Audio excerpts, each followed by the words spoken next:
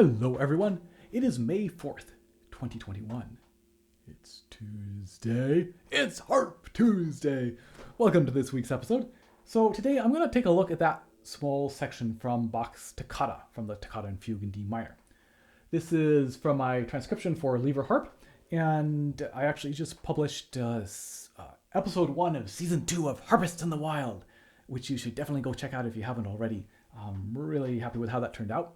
And that featured this toccata, this arrangement for Lever Harp. And so I thought it would be interesting to look at this short section from it and talk about how to practice it. So I think there's often various stages to learning a piece of music. And first, there's sort of that exploratory stage where you're just learning the piece for the first time, right? Or could be for the first week or month or whatever, where you're just kind of reading through it and discovering what's going on. And so, thumb slide.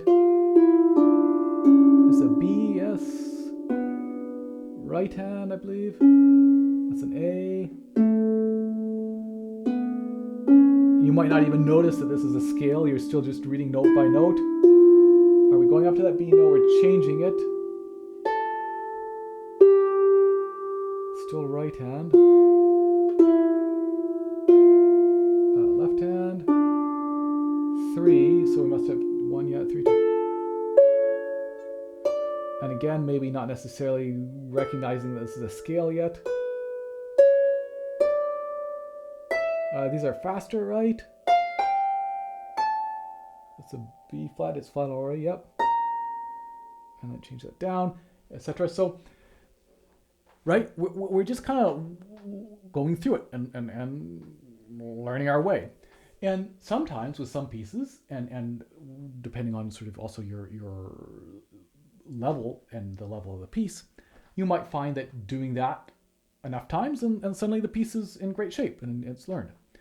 But not always. And sometimes there's pieces where certain parts of the piece, just by reading through that and playing it every day or whatever, they get in pretty good shape, but other parts maybe not. And so in this toccata, for example, there's a bunch of different sections and they all benefit from this type of kind of practice that I'm going to talk about. But these little bits in particular, I think are quite challenging to get a hold on, right? Because what we want eventually is to be able to play without thinking about the individual notes, right? The sense of it being grooved, for lack of a better word, but that we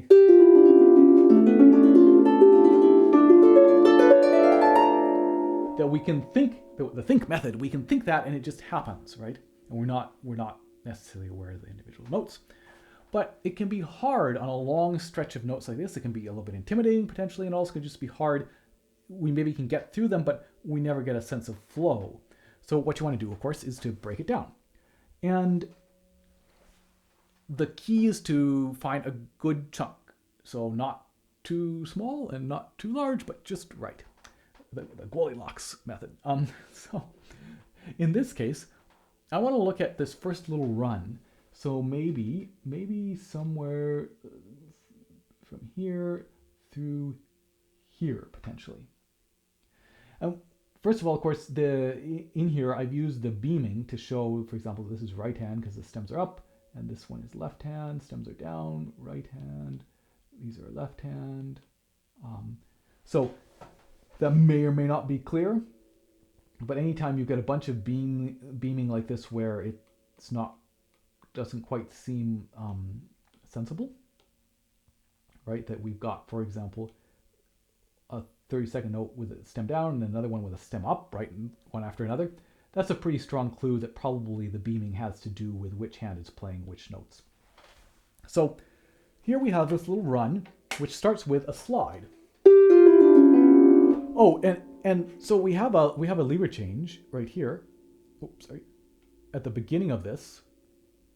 But we have some time after this chord. Right, we play this chord. This is down, sorry. To change that lever and get set. So again, I'm going to remove that from the equation. We're trying to condense, get a small section.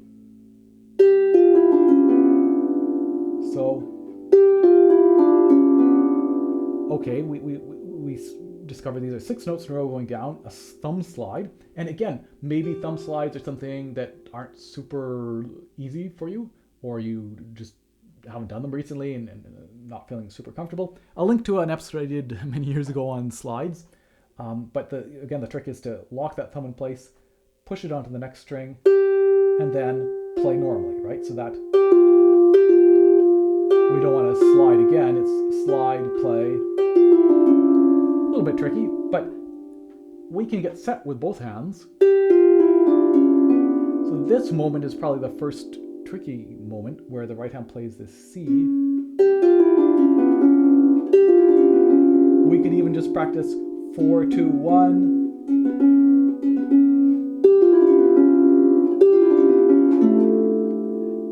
And then maybe we'll include the start of this run. Maybe we'll make our chunk a little bit longer. So let me get rid of some of these markings here. And also, while we're at it here, while we're doing this, we might be thinking, okay, now wait, where's the pulse? Because in this case, we can't rely on the beams necessarily to show us the grouping of where the beat is. So let's actually start by checking that out, right? To try to decipher what's going on. So, okay, so here, this is definitely the start. This tied A is definitely the start of a beat. And so let's look for groups of 4. So we have a group of 4, including that tied A. And then 1, 2, 3, 4. Okay, we got another group of 4. And then another group which corresponds with the beaming, and another group, and another group, and another group of 4. Excellent. So that all the math works out, right? The numbers work out. We get a bunch of groups of 4. So that means that, in fact, this note here, right, this note here is, in fact, a downbeat. And oftentimes it can be a great, when we're looking at how to find a chunk, it can be great to do a little pattern all the way up to and including a downbeat. So 1, 2, 3, 4, 1, 2, 3, 4, 1, or 1 and 2 and 3 and 4 and 1, or 1 and 1 E and a 1 E and a 1. And here, in order to smoothly get from this to this, we might actually try and place that A first with a 4th finger and not worry about 3, 2, 1, because of course we can't place 2 on the C until the right hands play the C. So here I'm finding that A a little bit before I find 3, 2, 1. And then as I play that A, 3, 2, 1 get placed.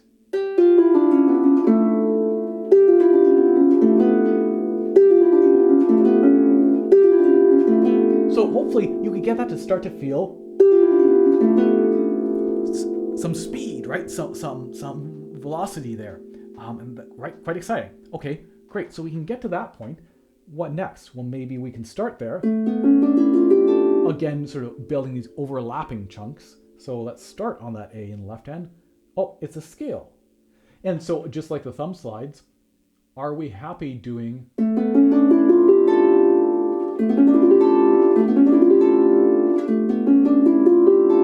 does that feel comfortable?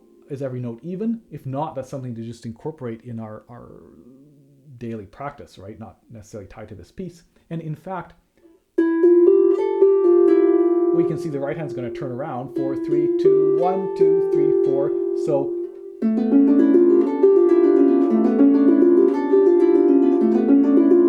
can we do that turn around at the top? Can we do that turn around at the bottom? Again, just kind of a technique thing, right? That if you can do that, it makes learning these little patterns easier. So, okay, it's a scale. Hopefully that's pretty easy. Because it's split between the 2 hands, right? Rather than trying to go, we just get to go.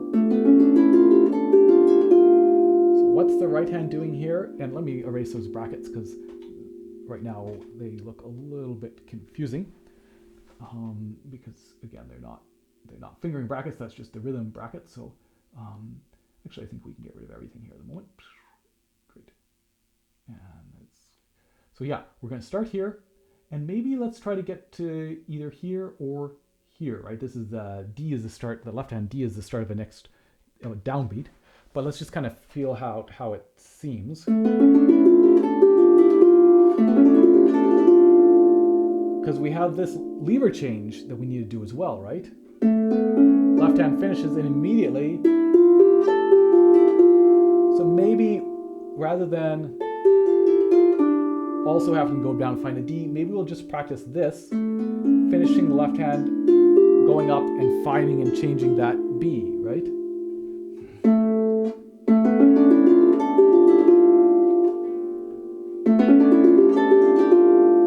And then maybe let's incorporate,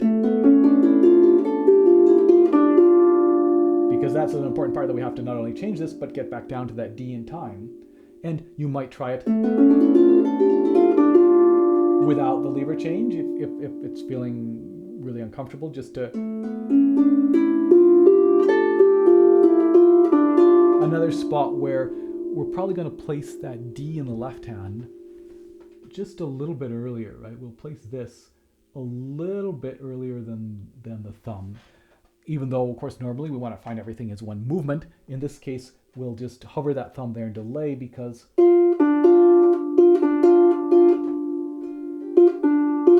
otherwise we're going to interfere with the thumb or have it sound stopped more than we want, right? And we might start from this spot, but let's go back to 1, 2, 3, 4, 1, 2, 3, 4, 1, 2, 3, 4, 1, 2, 3, 4. Great, so that chunk, that's a nice little chunk to work on there. And let's look at what happens next. So again, maybe we'll, and this is again where you're kind of breaking it down and working these sections. It also lets you maybe ask questions to yourself and look for and find patterns that you might overlook if you're just playing through the whole piece and playing through it again. So, even if you're playing through the piece 5 times, you're not going to get that same in-depth look at a certain passage is if you do something like this and try to break it down and find that great little section to practice. So here on this little run that starts here, where is our beat? So again, the beaming is not quite accurate. So 1, 2, 3, 4. Here's a group. 1, 2, aha. 2. Now these are 64th notes, right? Twice as fast as 30 seconds. So 2 of them is another 30 second. And then 4. Okay, great. So there's a group of 4 as well. And then that lands us here on the downbeat, which looks correct. That's great. So that's just something to keep in mind, that let's clear everything here. That here's a beat, and then this D is also a beat. So the beaming can deceive us a little bit, but that the beat starts here. 1, 2, 3, 4, 1, 2, 3, and 4, 1. So again, once we play this, it's just a scale.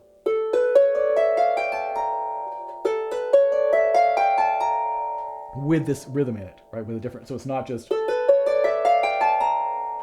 equal notes, but in terms of finding it, should be fairly easy. So 1, 2, 3, 4, 1, 2, 3, and 4, 1, right? Because these 3 and 4, starting on the F, they're twice as fast. 3 and 4, 1, 1, 2, 3, 4, 1, 2, 3, 4, and 4, 1. Sorry, 1, 2, 3, 4, 1, 2, 3, and 4, 1. 1, 2, 3, 4, 1, 2, 3, and 4, 1. Maybe we might try, because that's feeling pretty easy, right? No lever change or anything in there. Maybe we'll try backing up to the D, the previous group of 4.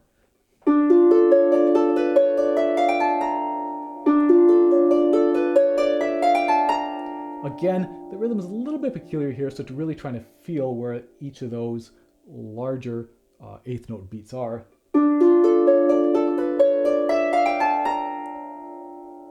Cool.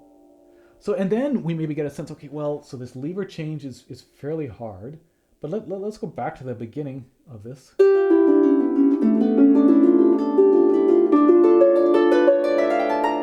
And the thing is, even if you do what I just showed here and do those little chunks, they might be feeling pretty good by the end of the day, but next day, they're not going to be in that same shape, right? You're going to have to work on them again. But over a week, for example, it's going to get to the point where hopefully that whole phrase can start to feel just as good as a smaller chunk. So just as this might start to feel really good, and something you can do without having to think about the individual notes, but just more of a bigger movement, then maybe the whole thing starts to become something you can practice just as the individual movement, and you no longer might need to do those individual chunks, but you might then do the whole thing as a chunk. So instead of going through the whole piece 5 times, you might get to this bit and go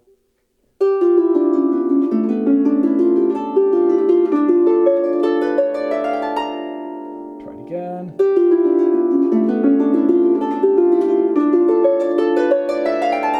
Maybe practice adding in some of these, like this lever change afterwards, which we don't have to do immediately. Like there's a certain amount of freedom. It's all a little bit free at the end of each of these little sections, but it would be nice to get that done as soon as possible, or adding this lever change at the beginning. But yeah, so I think that type of practice of breaking a section down into smaller subsections so that they are not so small to be useless, not like an individual note. I can play that really fast, but without context, it's kind of useless. So not too small, but not so big that we can't, with a little bit of practice, start to feel what it's going to feel like when it's in the shape that we want it to be in. And I think this is so useful and applicable to all sorts of pieces of music, and certainly in this particular case for sure. So I hope that was useful. I hope that was interesting. Thanks so much for watching, and I'll see you in 2 weeks' time. Cheers.